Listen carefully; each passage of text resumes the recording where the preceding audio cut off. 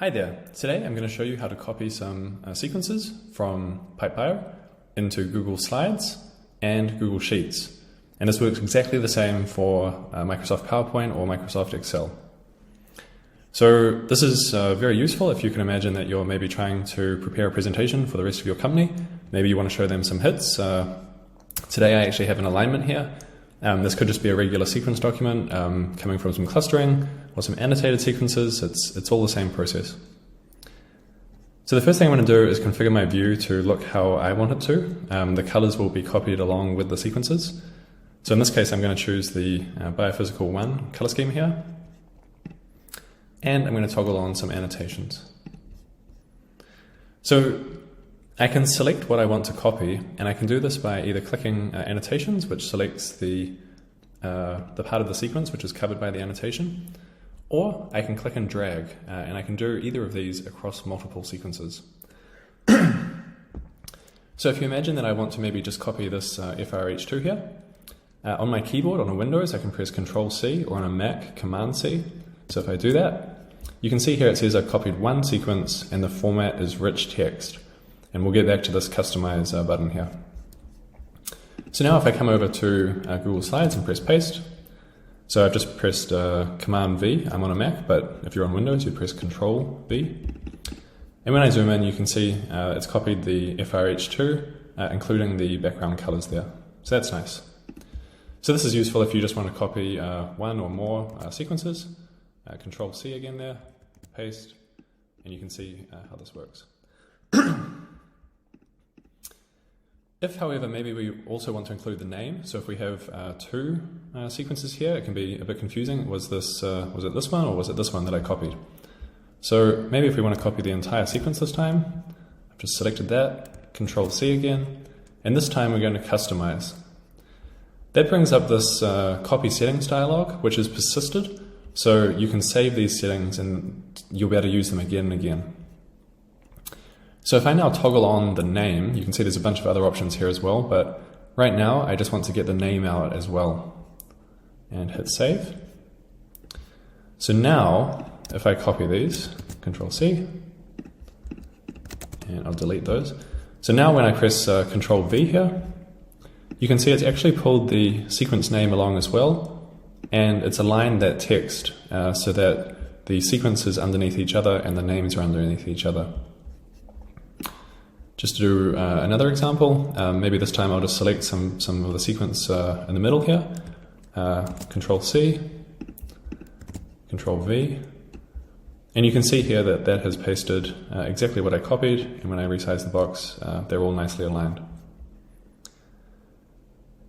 You'll also note that that's applied the settings that I saved, so I don't have to customize these settings every single time that I use it. Basically those settings are persisted for you.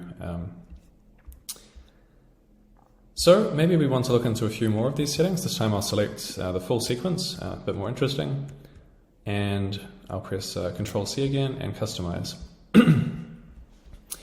So let's just toggle everything on so that you can see how that works.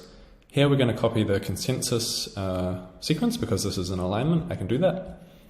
I also want to get a feeling for how long these sequences are and if there's variation across these. And so I want to have the sequence length appended at the end of each sequence. It's also nice to have the ruler there so that we can see the location of each of the residues. And I also want to copy the annotations. So let's go ahead and paste those in here.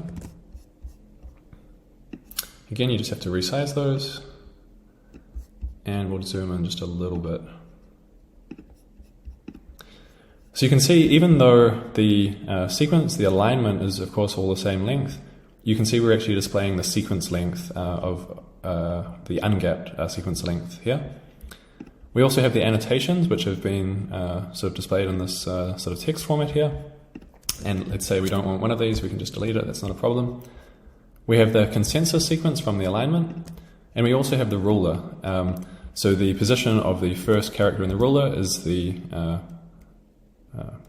index, so this is the 10th position here basically.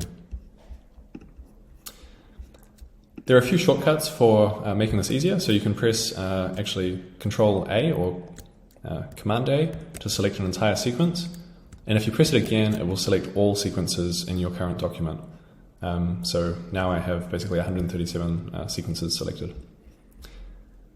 The other thing that can be very useful is maybe you want to have a residue per cell in Excel or Google Sheets.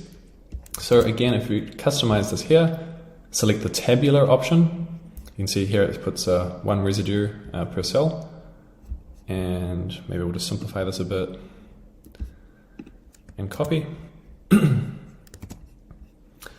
So when I resize this view, again, I just pressed Control V to paste there. You can of course use the edit menu if you prefer. And if I zoom right out just so we can see the entire thing, there's my sequence. It has the length at the end like I asked, has the ruler along the top, the consensus sequence, and then these different sequences. And so the nice thing here is that each residue has its own cell, which can be really nice if you want to sort or do things like that in Excel. Again, this works with annotations just as well. So if I copy, toggle that on this time, save, and then paste again, you can see here that the annotations actually come along as well. So that's a short demo of how to use the copy and paste functionality. Thanks very much for listening.